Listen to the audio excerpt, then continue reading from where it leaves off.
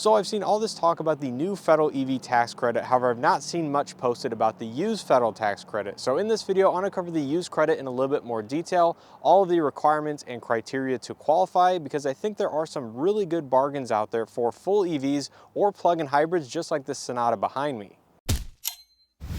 So yes, that's right, the vehicle behind me, a 2019 Hyundai Sonata plug-in hybrid, does qualify for the used federal EV tax credit as long as you qualify yourself and the vehicle is purchased below a purchase price that we will discuss a little bit later in this video. Now this is actually a pretty uncommon or rare car, especially in this part of the country, because this car couldn't be sold here brand new, so it was only in the select states like they currently have it. However, Hyundai has definitely expanded the areas and regions where they do sell their full electric vehicles as well as the plug-in hybrids as well. So to see this car here is definitely pretty rare, and I thought I'd create this video for you guys because it'd be a good opportunity to discuss some of the bargains and deals that can be had out there. Now, the IRS does have a nice list of vehicles posted on their website, which I will have linked down in the description below if you guys want to take a look for yourself. And there are some interesting vehicles listed, and ones you might think, hey, well, I can get an extra $4,000 off that car, so I'm going to go buy one of those. Well, not so fast, because not all of those vehicles on that list do qualify because they don't meet all of the criteria as far as the sale goes. Like I said, the purchase price does come into play, so you have to be careful when looking at that list. However, this Sonata behind me, even being a certified pre-owned unit, does qualify. So vehicles from the Bentley Bentayga hybrid SUV to the BMW 740e or even the Ford Focus electric are all on that list. And like I said, not all of them do qualify because unfortunately, I don't think all dealerships out there are willing to sell you a Bentley Bentayga hybrid for $25,000 or less, which is the main criteria that is missing to qualify. But outside of that, the vehicle itself and all of the hardware requirements are met.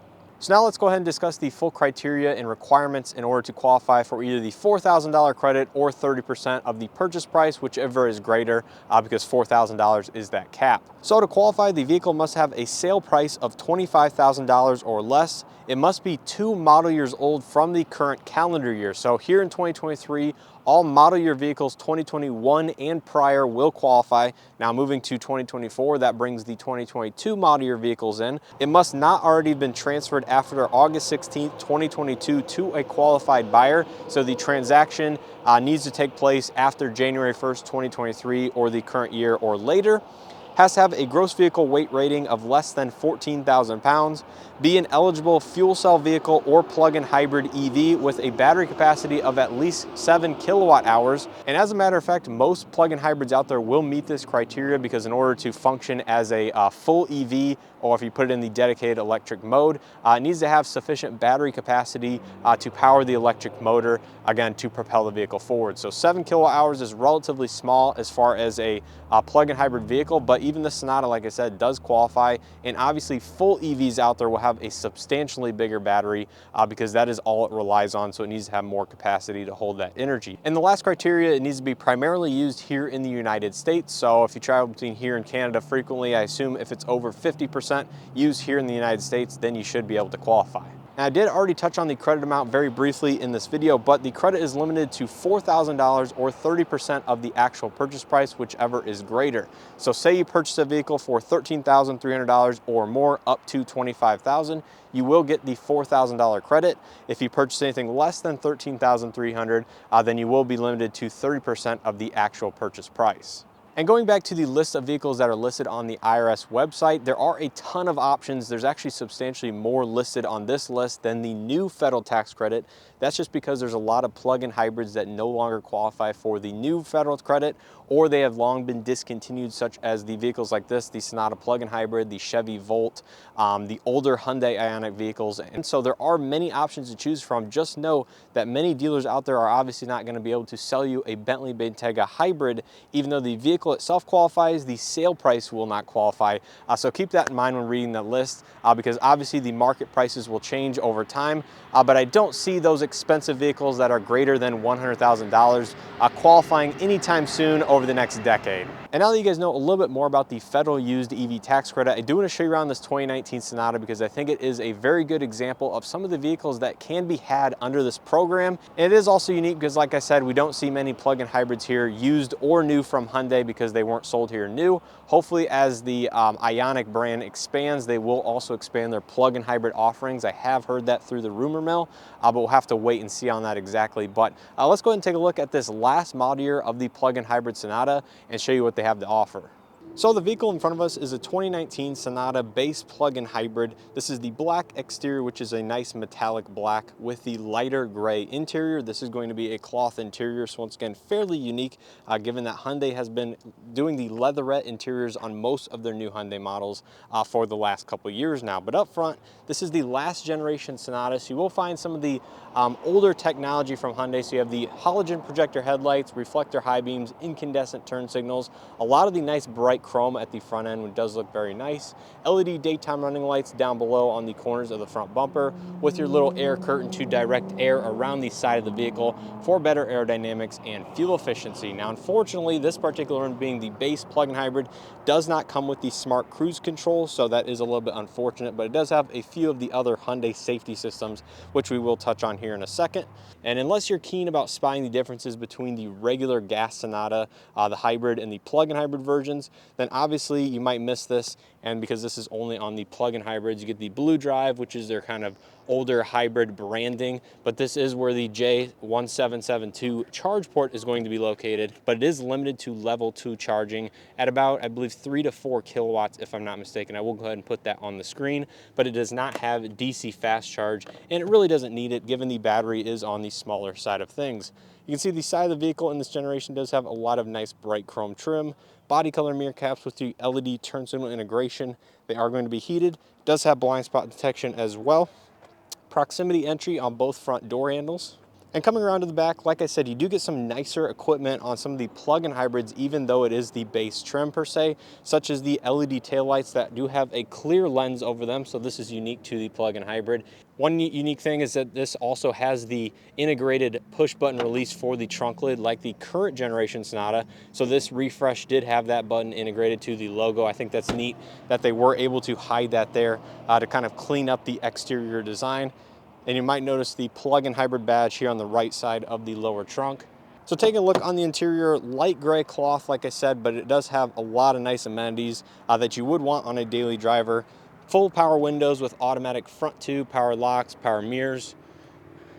It does have a power driver's seat with 4-way power lumbar, which is a little bit unique. You don't typically see 4-way power lumbar except on the higher trims from Hyundai nowadays. These are going to be heated cloth seats as well. This one is a certified pre-owned unit, like I mentioned, with just under 30,000 miles, so fairly low mileage. I believe this was an off-lease car, so pretty good condition in that regard. Leather-wrapped steering wheel, audio Bluetooth here on the left, regular cruise control on the right. We'll go ahead and start it up. It should start up on battery power.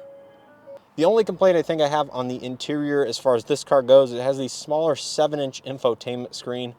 So when you compare it to new Hyundais or just newer vehicles in general, this does look on the small side for sure, but it does have a dedicated plug-in hybrid page.